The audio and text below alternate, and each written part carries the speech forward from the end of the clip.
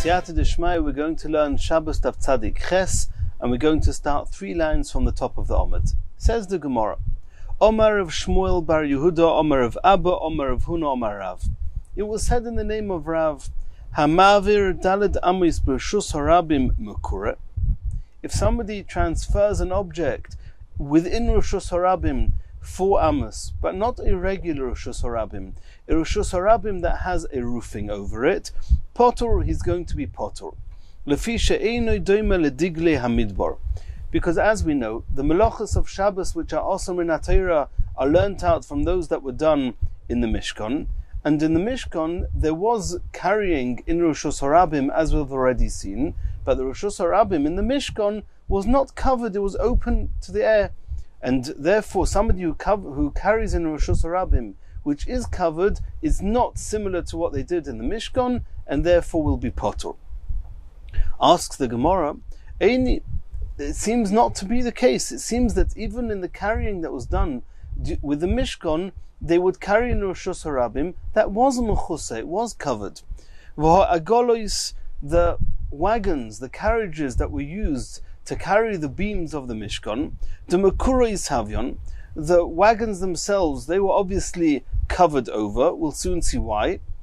V'omar Rav mishum Reb Chia, and nonetheless, Rav said in the name of Reb Chia that regarding agolos, those agolos used to transport the beams of the Mishkan, tachtehen ubeinehen v'tzidehen Reshus Harabim, underneath them, in between them, and the side of them are considered a Reshus Harabim. And over there we're talking about agolos, the carriages that were mekura, that were covered, and nonetheless underneath them is considered carrying in Reshus Harabim. Answers the Gemara, Kika Omar Rav, what was Rav talking about? B'dar oso, he was talking about the gaps, and where there were gaps in the carriages, there it was not covered, and so underneath the carriages, under these gaps, it's not considered mechusa, it's not considered covered, and therefore, and that was the carrying they did in the Mishkan under these agolos, and it was not covered, and therefore, if somebody today carries in Reshus Harabim which is covered, he's going to be potor. And in order that we should understand this Gemara and the coming Gemara a little bit easier, let's try and describe what these wagons looked like. We know that there were 4 wagons. Each wagon was 5 amos long and 2.5 amos wide.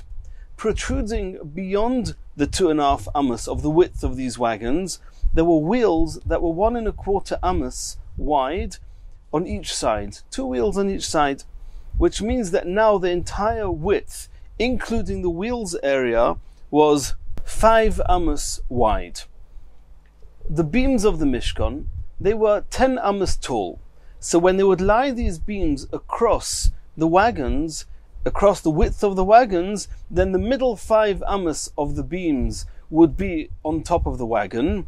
The 2.5 right in the middle were actually on top of the main part of the wagon. Another 1.25 on each side was over the wheels, and protruding beyond the wheels was another 2.5 amos on each side. Now if you had 2 of these wagons next to each other, each one carrying such beams, then the gap between the wheels, the edge of the wheels of one wagon and the edge of the wheels of this next wagon next to it was 5 amos, because we just said now that every beam protruded from beyond the wheels 2.5 amos. So if you had 2 sets driving next to each other, then there was 5 amos between the end of one wheel of, that means the left-hand wheels of the right-hand carriage and the right-hand wheels of the left-hand carriage, there was 5 amos in between them. So we said now that tachtehen and tzidehen and beinehem, tachtehen means underneath the wagon themselves. Underneath the part of the wagon that was 5 long and 2.5 wide, that's called tachtehen, and even tachtehen is considered a Reshus Harabim. Tzidhem is where the wheels were, on top of the wheels, between the wheels, that was an area also considered Reshus Harabim. Beinehem is the 5 amos between the 2 carriages, where the beams were were hanging over that area, carrying there was also considered a Reshus Harabim. So the question was that these wagons, assuming that they are covered, typical wagons that we know, type of wagons that you would put sand in and earth to carry them, it's got a base. So underneath it might be a Reshus Harabim, but if there's a wagon over it, then it's a Reshus Harabim that is Makura, that has a roofing over it. So how can it be considered a Reshus Harabim? Says the Gemara that don't think that these wagons were completely covered over like a typical wagon that had a base. It didn't have a base. There was no base whatsoever. It was just made of 4 planks that were pegged together, and the base of it was more or less was hollow, and they would balance the beams on top of these wagons. Between every pile of beams there was a space, an airspace, and that airspace had no base, had nothing covering it at all. So carrying underneath there is considered carrying in Reshus Harabim. That's what the Gemara meant with the question. That's what the Gemara meant with the answer. Now, just before we continue the next Gemara, we know it's a pasuk in the Torah that there were 4 wagons altogether. How many beams were there? There were a total of 48 beams. There was 8 on the Ma'ariv, on the western side of the Mishkan, and there were 20 on each of the sides of the Tzafon and Dorim, the north and south, and on the Mizrach side, on the eastern side of the Mishkan, there were no beams whatsoever. There were no planks. So there were a total of 48 planks, divided by the 4 wagons. There were 12 planks per wagon. Now every plank itself was 1.5 amos by 1 amma. That means the narrow edge of it was 1 amma wide, and the wider part was 1.5 amos wide, and as we said, it was 10 amos tall. Now on the wider part, the 1.5 amos part, that was the part that was, that means the beams were lined up, they were paired to each other on the amma part, on the narrowest part, which means that the amma of one beam was flush with the amma of the next beam. So the outer wall had the 1.5 amos of each beam, and as we said, there were 20 beams on the north, 20 beams on the south. Each beam was 1.5 amos wide, which means there was a total of 30 amos on the Tzafon, 30 amos on the Dorim, and on the western side, we're going to see soon, there was 10 amos in between, which is 6 beams, each of an amma and a half, which is 9 amos, and the extra half an amma. We'll see in the Gemara what actually happened was there was another 2 beams that were positioned in the corner on the western side, and that was 1.5 wide, as we said. So half an amma of each of those beams was actually closing in the corners, and the extra amma of those beams were covering over the shorter edge of the beams on the north and on the south. That was the structure of the beams, the planks used in the Mishkan. And there's one more detail we have to remember, and that is on the outer edge of these beams, the 1.5 amos edge, but the edge that was on the outside of the Mishkan, there was a beam, there was a rod that was rodded right through them to hold them all together. What held these rods? There were rings protruding from them. That means every beam had obviously 2 sides that were just 1 amma wide, and 2 sides that were, the longer sides had 1.5 amos wide, and on one of those edges of 1.5 amos, there was a loop sticking out. And that loop is what held the rods, the beams that were going to hold all these planks together. So now what we have to establish is, the Gemara just answered that carrying underneath these wagons is considered a Reshus Harabim. It's not considered Makura covered. Why is it not covered? Because the 12 planks that were piled onto each of these wagons, they were obviously put into piles. Between each pile was a gap, and that gap was not Makura. Now we have to establish exactly how wide these gaps were. We've already learned in a Gemara previously, there's a concept called lovud. If the gap between one pile of planks and the next is less than 3 tfachim, then it's considered as if they are attached to each other.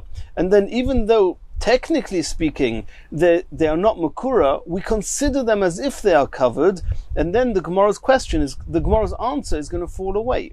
How can Rav say that underneath these wagons is considered Reshus Harabim and is not considered covered if the only gaps which are not covered are less than 3 tefachim? So the Gemara is going to have to establish that there are gaps that are wider than 3 tefachim. Now the Gemara is going to speak in dimensions of amos. Every amma is 6 tefachim.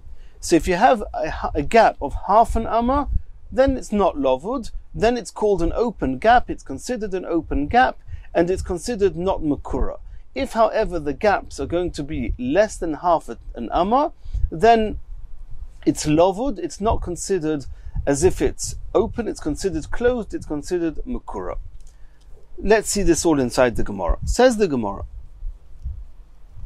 Mechti urcha de agola, the length of each wagon, kama havoi, how long was it? Chomesh amin, 5 amis. Pusya de keresh, the width of each plank, kama havoi, how much was it? Amsa upalga, 1.5 amas. Kama moisiv, how many piles of 1.5 amas can you fit on 5 amas? Says the Gemara, Klosa, 3 piles. Which means that if you have 12 planks that have to be on each pile, and you have 3 piles, so you have 3 piles of 4 planks on top of each other. So if you have 3 piles on a wagon that's 5 amas long, then how much have you got left? Palga de amsa. Because you have 3 times 1.5 amas, which is clearly covered by the beams themselves. 3 times 1.5 is 4.5. You have only half an amma left over. When you spread out the piles equally, how much are you going to have between each of the 2 piles? You're only going to have 1/4 of an amma. 1/4 of an amma is 1/4 of 6 tefachim, is only 1.5 tefachim. Kelovud domi, that's considered lovud, and the question is going to come back. That's considered covered. It's not considered uncovered. Answers the Gemara, Mi sovrus kroshim apusya hava monach lehu. Why are you suggesting that these beams are laid down on their wider side of an amma and a half? Achudon monach lehu. It makes more sense, or it's probable, that they were lying down, they were piled up on their width. And one of the reasons for this would be because if you're going to pile them on the wide side, and we said you're going to have 3 piles, 4 beams each, let's remember, at least on one of the wider edges of each beam, there was some loops sticking out. That's going to prevent you from piling them up neatly. The loops are going to destroy each other. They're going to, you can't pile up piles like that. The pile's going to fall over. So we assume that it's actually piled up on the narrow side, on the amma side. So it's only an amma of the wagon is being covered by each of these beams, by each pile. Soif, sumcha de keresh kamahava. Okay, so how wide is the part of the beam which is on the wagon? Amsa, 1 amma. Kamahava moisiv. They wanted obviously as few piles as possible, because the taller we pile them up, the more risk there is of them falling over. So if you have them lying on the wide side, each beam is an amma and a half, you cannot have more than 3 piles on a wagon of 5 ammas. But now that it's on its shorter side and it's only 1 amma, how many piles can you have? Says the Gemara, Kamahava moisiv, arba, you can have 4 piles with just 3 beams on each.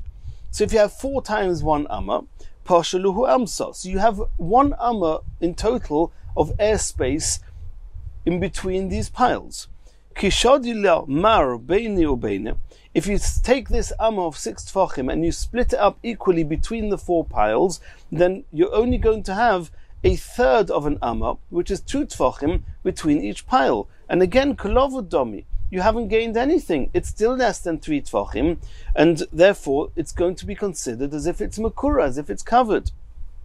Says the Gemara like this. There's another machlokes that we haven't yet mentioned, and that's as follows. We just mentioned now that every beam was 10 ammas high, it was an amma wide, and it was, let's call it an amma and a half deep, or an amma deep and an amma and a half wide. It doesn't matter what you call it. That was true on the base of the beam. It was the part of the beam, part of the plank that was actually sitting inside the sockets. Those were the dimensions of the sockets. It was 1 by 1.5. The question is, now it's clear that the wall was going completely vertically straight on the inner part, on the inner edge of these beams. The part that was the inner wall of the Mishkan was going vertically up. The question is, the part of the beam, the outer thickness of the beam, did it go vertically upright and it was a solid square or rectangular beam all the way up, straight up? Or no, do we say that the outer edge of the beam slanted towards the inner edge, and the time it reached the top 10 amas high, it was only a finger's width of width, and therefore if you piled up all these beams on the edge that on the widest part is an amma, then the time you get towards the center and beyond of these long planks, you only have much narrower part of the plank because it's sloping in towards a sharp edge of 1 finger's width. And if you piled it up that way, then the amount of space you have between one pile and the next is not going to be 2 tfachim, it's going to be more than 3 tfachim. So that's what the Gemara is going to say now.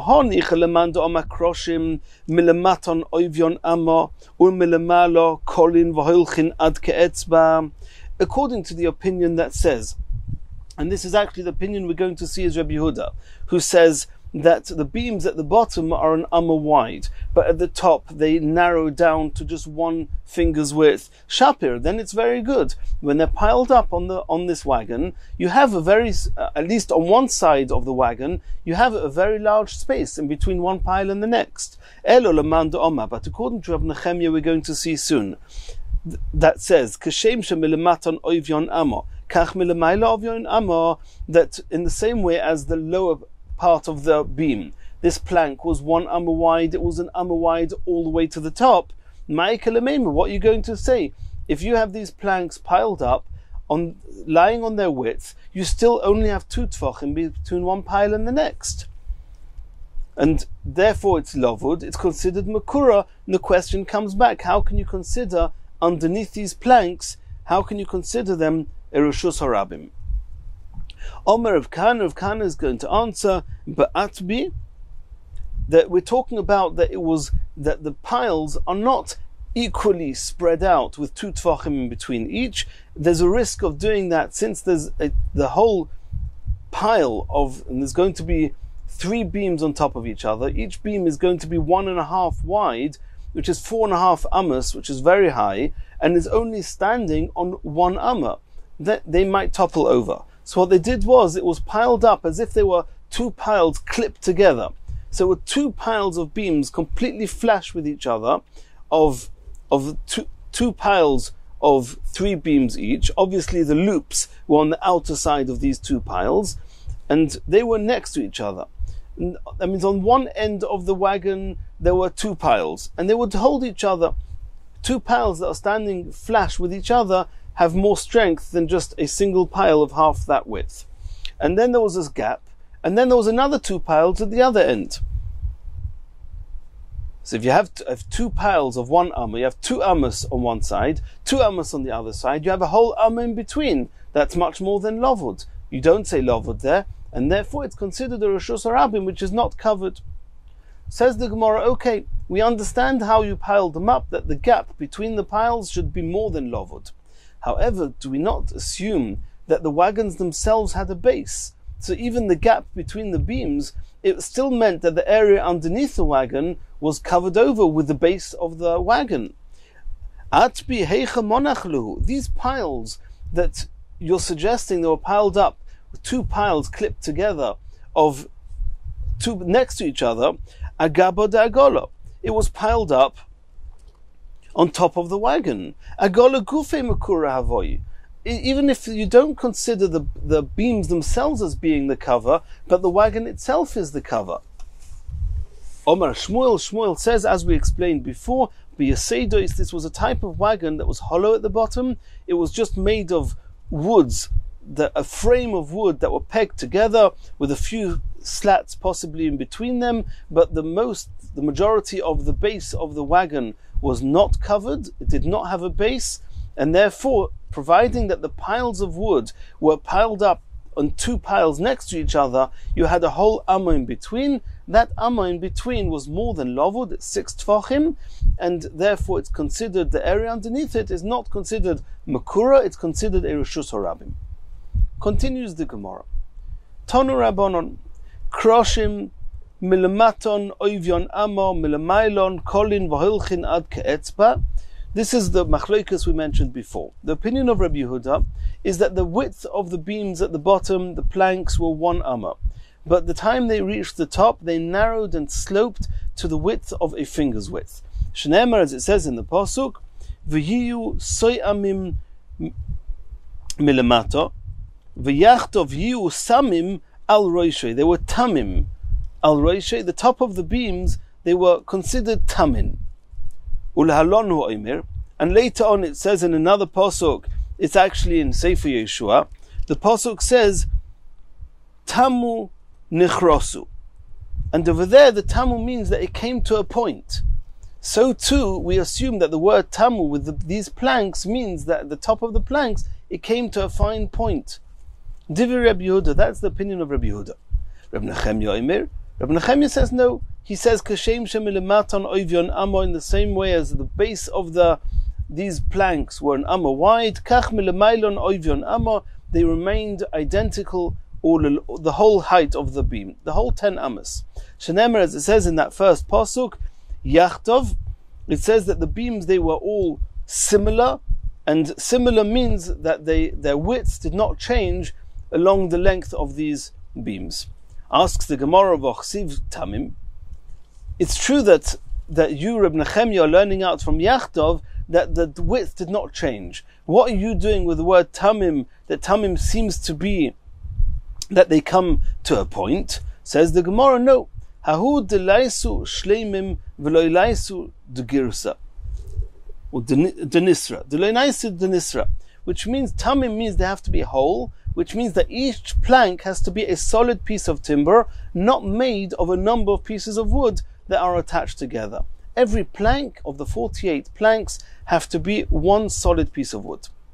Ve'idoch nami according to Rabbi Yehuda, hoksiv yachtov, it says the word yachtov, and how are you going to explain that? Yachtov seems to mean that it should be uniform all along, and you say it's not uniform, you say that it narrows down to a point. Says the Gemara, hu deloi lisharchufinhu mehadodi.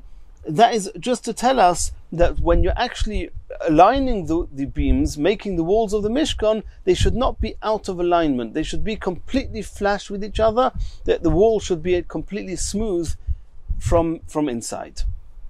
Says the Gemara, Bishlei mileman da'omar, kashem shemilematon oivyon amo, kach milemailion oivyon amo, according to Rabbi Nechemya, that says that the beams remained an amma wide all along, right to the top of the beam. Hainu d'chsiv, that's what it says in the pasuk.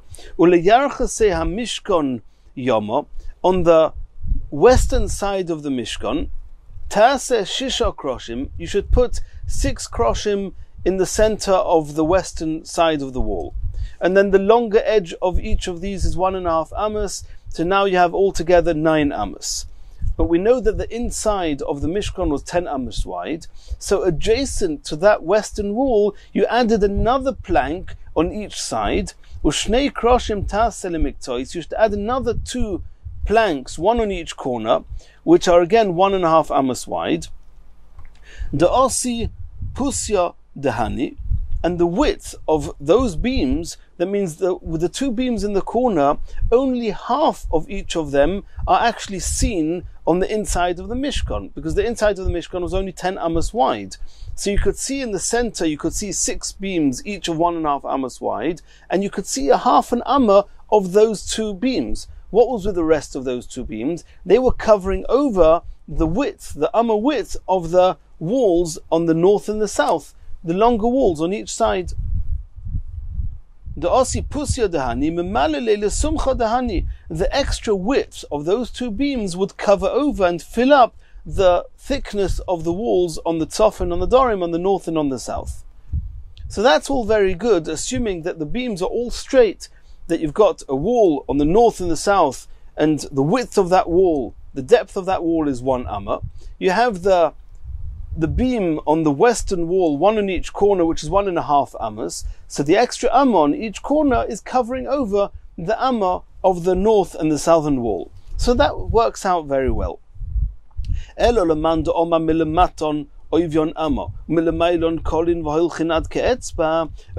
Rabbi Yehuda, says that the beams, the narrow edge of the beam, started off an amma, but sloped up to the point of a finger's width, high aisle, v'high ofik. Then the two walls on the north and the south, they're actually, the outer edge of the wall are sloping in towards the finger's width at the top of the plank.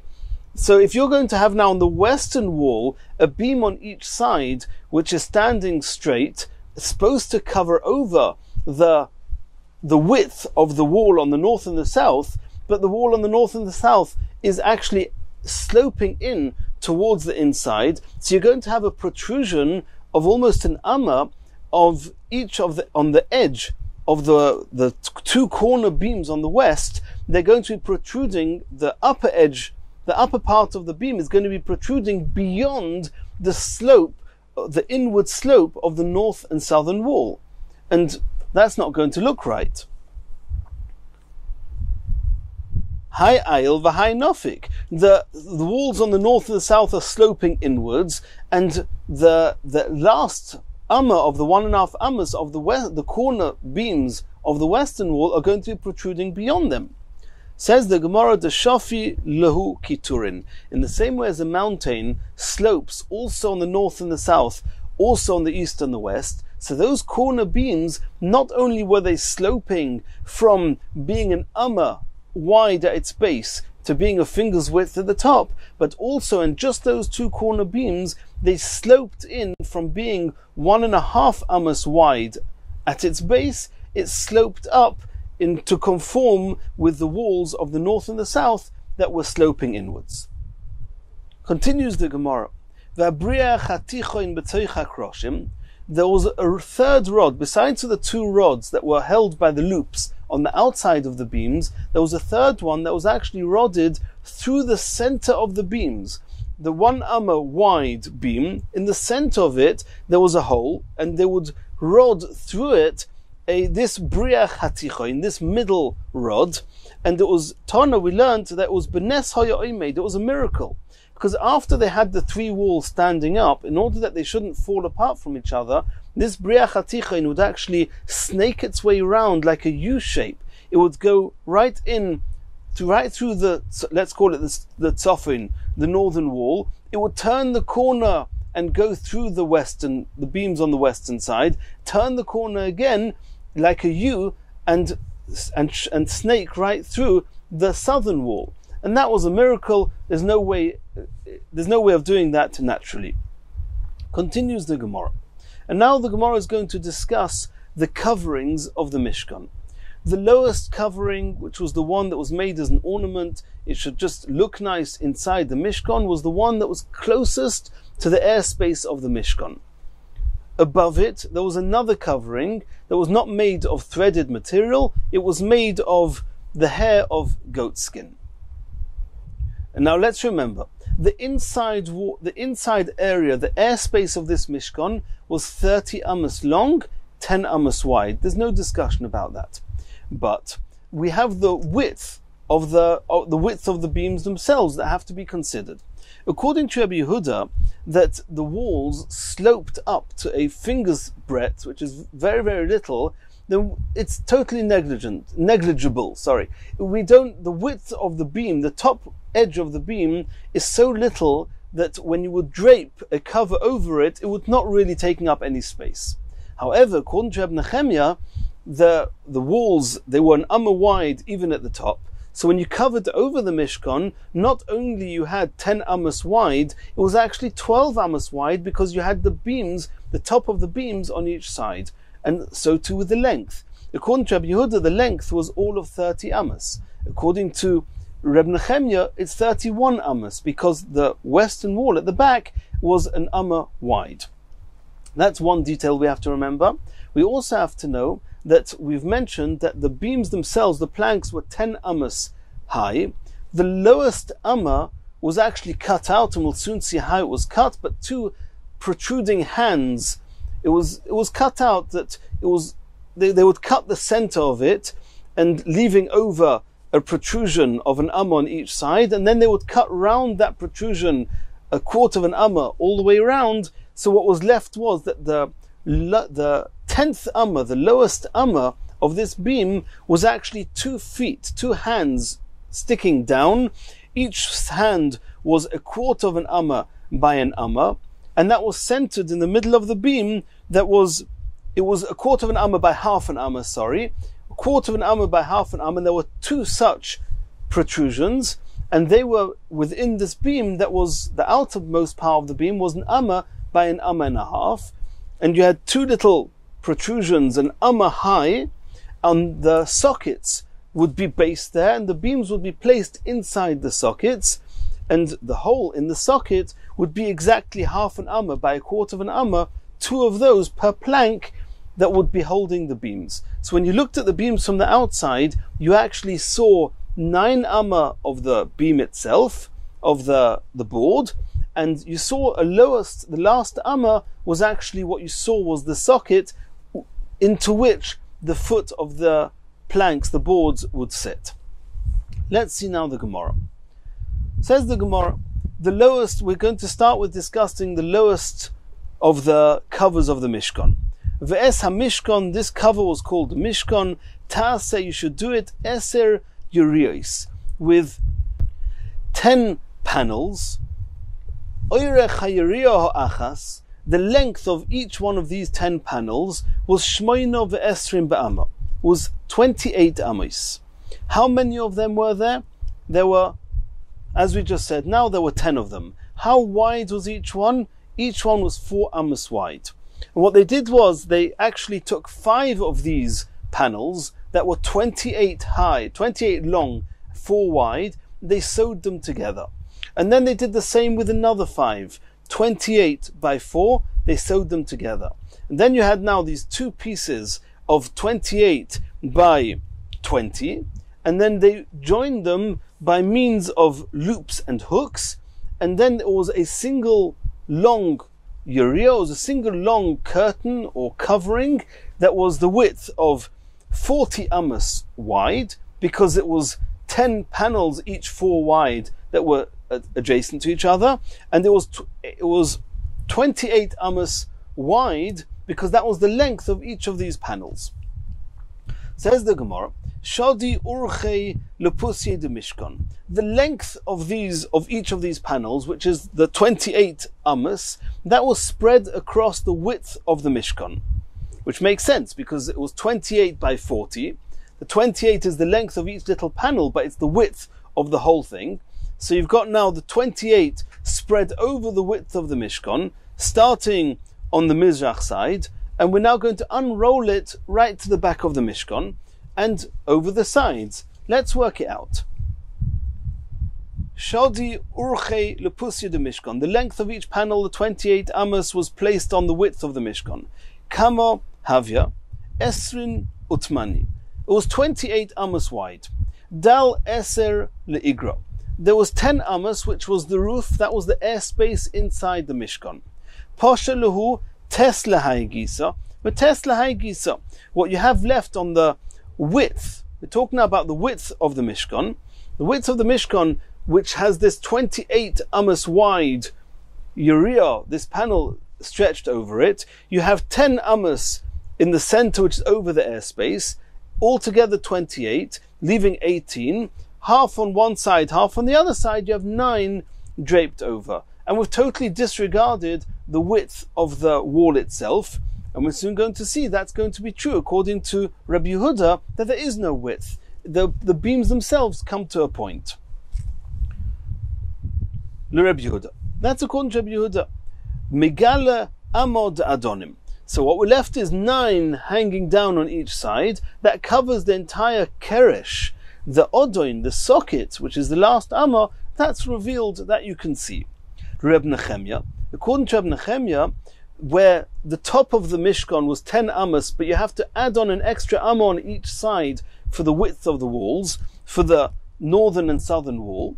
So all you have left now on each side is 8 amos draped down.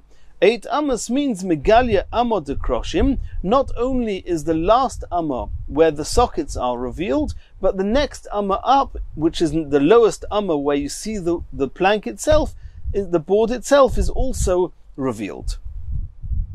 Shodi pusya le'urcha de mishkan. Now the width of these planks, or of these panels, which is actually the length of the whole cover, the 40 amos, we're going to now put that over the length of the mishkan. Le'urcha de mishkan. Kamehavya arboin. The 40 amos was the airspace of the length of the mishkan. We have altogether, Kamahavyan, how long was this whole mishkan, this whole covering? We said before the covering was 40 amos. It was 10 panels and each one was 4 amos wide. Arboin, dal tlosin leigra, subtract from that 30 amos, which is the length of the airspace in the mishkan. Pasha luhu yud. So what you have left is 10 amos, which is draped over the back, the Ma'ariv side, the western side of the western wall of the Mishkan, draped over 10 amos l'Rebbe Yehuda. That's according to Rebbe Yehuda. Mechasyo amo de adonim. It covers over on the western side, on the back wall. It covers over the amma of the sockets. L'Rebbe Nechemya. According to Rebbe Nechemya, that we have to consider the width of the beams on the western wall. So there you have an extra amma. So you only have 9 ammas draping down at the back. So the megalia, amma de adonim, the amma height of the sockets are revealed. So that's as far as the lowest covering is concerned. Now we're going to the covering above it, the one that was made of goat's hair. It says in the pasuk, v'osisa yiriyos izim lo'oihel al hamishkan, ashtei esre yiriyos. Here we have 11 panels. This was not 28 amos long each panel, it was 30 amos long each panel, and it was 4 amos long, but there were not 10 panels, there were 11 panels. So this whole covering made of the goat's hair is 30 amos wide, the length of each panel, and 44 amos long, because it's 11 times 4 amos the width of each panel. Shadi urchei lepusya de mishkan. Let's take the length of each of these panels, the 30 amos, and unroll it on top of the lepusya de mishkan over the width of the mishkan, starting from the eastern side, unrolling back to the western wall. Kamehavya tlosin. How wide is this covering? Is 30 amos. Dal eser leigra. Subtract 10 amos, which is the area, the airspace over the Mishkan. Posha lehu eser. You're left now with eser lahaigi, so 10 amos on one side, ve'eser lahaigi, so 10 amos on the other side. LeRebbe Yehuda. This is according to Rebbe Yehuda that the width of the walls are not taken into account because they're just a finger's width. Mechasya amo de adonim. So this cover, according to Rebbe Yehuda, covers not only the boards, it also covers the sockets on both sides. Reb Nechemya. However, according to Reb Nechemya, that the top of the Mishkan, we have to account for 12 amos. So you're only going to have on each side, you're only going to have 9 amos draping down. So Megale amo da adonim, the final amma of the sockets are revealed according to Reb Nechemya. Tanya Namihocha, we also found a brisa to this effect, that the pasuk says, V'ho'amo mizeh, v'ho'amo mizeh, ba'oideif, the left over, there was an extra amma on each side, l'chasais amma shel adonim. What was the pasuk just says there was an amma on each side, and what was that for? L'chasais es adonim div Rebbe Yehuda. That's the opinion of Rebbe Yehuda, who says that this second covering, the one made of goat's hair, then on each side, according to Rebbe Yehuda, there was 10 amos draped down, it was covering the adonim. Rebbe Nechemya says, L'chasais amo shel kroshim. Rebbe Nechemya says that the pasuk says that there's an amo mizeh ba'oideif, because let's remember, the lowest covering, the one made of the materials, that was 28 amos wide altogether. the top one was 30 amos wide. So according to Reb Yehuda, the lowest covering covered 9 amos, draped down 9 amos. The upper covering draped down 10 amos. According to Reb Nechemia, the lower covering draped down 8 amos, and the upper one draped down 9 amos. So both according to Reb Yehuda and according to Reb Nechemia, since the upper covering was 2 amos longer than wider than the lower one was 28 amos, the upper one was 30 amos, you divide that on the two sides, they both agree that there's 1 extra amma on the northern side and 1 extra amma on the southern side. So they're just arguing whether that the Pasuk actually makes this calculation for us and says,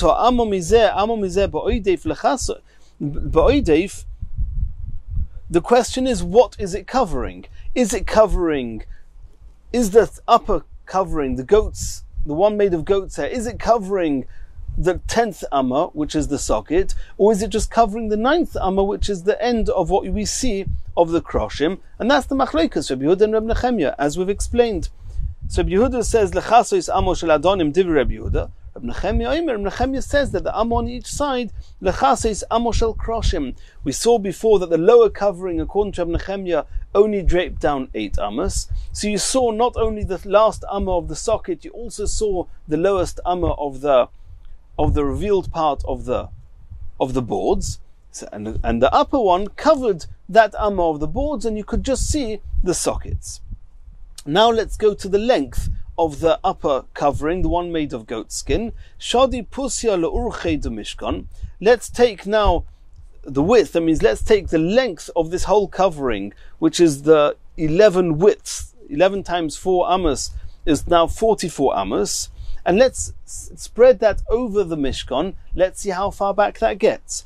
Shadi pusya le'urchei de mishkan, onto the length of the Mishkan. Kama havya, how long was this covering altogether? Mem v'arba. It was 44 amos.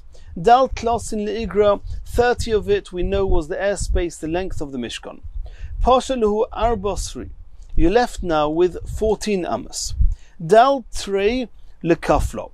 T'chsiv, as it says in the pasuk says, "V'chofalta es hayiriya hashishis el mul pnei hamenorah." Here there's a pasuk that says that on the front of the Mishkan, where you came in, on the Mizrach side, there were no beams there at all, there were no planks, but this cover would drape down at the front of the Mishkan 2 amos. Those 2 amos. So how much have you got left draped over the back of the Mishkan on the western side? Pasha luhu tartus 3. You're left now with 12 amos. According to Reb Yehuda, where the wall itself we don't consider. So you had 44, 2 at the front, 30 over the airspace. So you're left now with 12 amos. 12 amos, 10 of them were draped over right down to the floor, and you're left now with 2 amos that are lying on the floor, draped onto the floor itself. So Bishleim Reb Yehuda, according to Reb Yehuda, I understand. Hainu d'chsiv, it says in the pasuk, Chetzi hayiriya ha'idefes, half of the width of each of these panels, and we said each panel was 4 amos. There were 11 of them, but half of a panel, which is 2 amos, the pasuk says Chetzi hayiriya ha'idefes tisrach, is draped ala chayre mishkan, is draped onto the back of the Mishkan. According to Reb Yehuda, we understand that we had 12 amos left, 10 was covering the keresh, the board, and the socket, and there were another 2 amos, which is half the width of one of these panels, which was draped on the floor. Ela Reb Nechemia, according to Reb Nechemia, where we have the extra amma that we have to reckon with. So according to him, you only have 11 amos draped at the back. So your 10 amos is covering the keresh, the board, with the socket, and you only have 1 amma draped along the floor. So how are you going to explain the pasuk that says Chetzi hayiriya, 2 amos are draped down? My tisrach, what's this dragging, this draping of 2 amos? Says the Gemara, Tisrach mechavre yisel. When it says that there's half a yiriyah, which is 2 amos, where it's draping down, it doesn't mean it's 2 on the floor. It means 2 longer than the other cover, the one underneath it.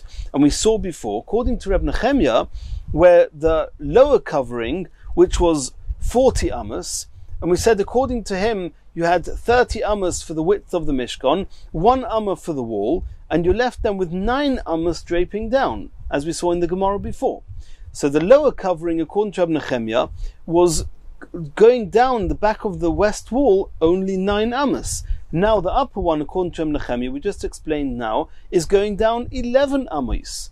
So there's an extra 2 amos where the upper covering, the one made of goat skin, was longer than the one underneath it, and that's what the pasuk means, that half yiriyah is draping down. But it doesn't mean, according to Reb Nechemia, that half yiriyah, 2 amos, is actually dragging along the floor. That's only true according to Reb Yehuda.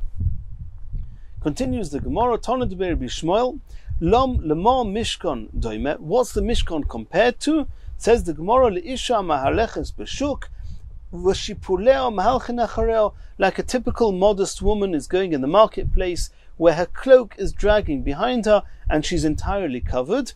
And as we see here, that the upper covering, the one made of goat skin, was covering the Mishkan, and there was even some of the material, some of this covering that was draping on the floor behind the Mishkan.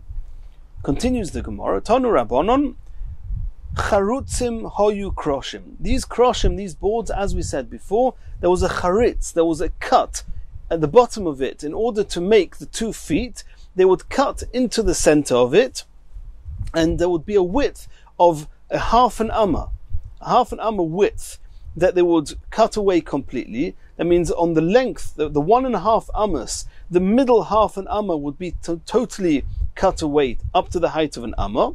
So now you'll have 2 feet, each one being half an amma by an amma, and then they would chisel round it 1/4 of an amma on each side, in order it should be a protrusion that you can actually sit inside a socket, so that what was left was a half a amma by 1/4 of an amma foot on 2 sides of each beam. And that's what it means, charutzim hayu kroshim, that the kroshim, they had a charitz, there was cut in order to create these protrusions. V'chalulim hayu ha'adonim, the sockets themselves were hollow, into which the protrusions of these kroshim of the boards would sit into. V'nirin krosin belulois, and the hooks that were attached, the 50 hooks that were attached into the 50 loops that were connecting. If you remember, we said that the lowest of the coverings was made of 5 panels, and 5 panels that were then attached by means of loops and hooks. There were 50 of those, and when one looked up, they looked like kechovim barakia, like stars in the sky. Continues the Gemara, Tanu Rabbanon, Yiriyos hatachtonos, the lowest covering, the lowest panel that we just saw here, what were they made of? Shel tcheles, of blue wool, shel argomon, and purple wool, v'toilas shoni, which was a type of a red dyed wool, v'shel sheish, and of linen, ve'el yoinos, and the upper covering we've been discussing, shel maise izim, it was made of the hair of the goats. Ugedoyla chochma shenemro be'elyonos yosef b'ma shenemro b'tachtonos. It took more wisdom to be able to weave and to prepare the upper covering more than the lower one. De'ilu b'tachtonos ksiv, regarding the lower covering, what does it say in the pasuk? It says v'chol isha chachmas leiv, any woman that was wise-hearted. B'yodea tovu, she would spin with her hands. And that's what it said with the lower one. All you needed was a chachmas leiv, a wise-hearted woman. Ve'ilu be'elyonos, but the pasuk regarding the upper covering, ksiv, it says in the pasuk, v'chol anoshim asher noso libon oisona b'chachma. These are women that had to be inspired. Their hearts had to inspire them to wisdom, which is a much higher level, and they were the ones, tovu esoizim, that would spin the hair of the goats. So you see that it took more wisdom in order to prepare the cover, the upper cover, than the lower one. V'tanya, we learnt in a brisa, and we've actually seen this on Daf Ayin Daled Amud Beis, Mishum Reb Nechemia, Reb Nechemia said in a brisa, shotuf be'izim, they would rinse, they would clean the hairs of the goat's hair whilst it was still be'izim on the goats. V'tovu alo izim, they would actually spin these panels whilst still on the goats. And that took a tremendous amount of wisdom. The Gemara previously called it chokhmah yesera, a very additional and an extreme amount of chokhmah, and that was needed for the upper cover that was made of the goat's hair, and it was actually spun whilst on the goats, and that was more wisdom that then was needed for the lower covering that was made of regular threads. And Yetz Hashem, in the next share we're going to continue from here.